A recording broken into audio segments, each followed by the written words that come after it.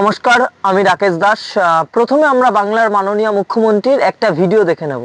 চায়ের কেটলি কেন, বিস্কুট নাও, নাও বউকে দিয়ে ঘুগনি তৈরি করে আনো, দেখো প্ল্যাটফর্মে গিয়ে দাঁড়াও, বাস স্ট্যান্ডে গিয়ে দাঁড়াও, এই টাকা তোমার কত দিনে কত টাকায় দাঁড়ায়। ভিডিওটিতে বাংলার মাননীয় মুখ্যমন্ত্রী বাংলার বেকার যুবক যুবতীদের ঘরে বসে না থেকে চা, চপ, মুড়ি, ঘুগনি বেচতে বলেছে রেলওয়ে স্টেশনে, হাটে, বাজারে। আমি তার এই আইডিয়াটাকে সম্মান করি, কারণ কোনো কাজই ছোট না। কিন্তু বাংলার মাননীয় মুখ্যমন্ত্রী এটা কেন বলেন না যে বাংলার ছেলেমেয়েরা স্কুলে যাও, পড়াশোনা করো, চাকরি বাকরি করো, আর যারা বাইরের রাজ্যে চাকরি করে তাদের কেন এটা বলে না যে তোমাদের বাইরের রাজ্যে চাকরি করতে যেতে হবে না, আমি তোমাদের পশ্চিমবঙ্গেই চাকরির ব্যবস্থা করে দেবো।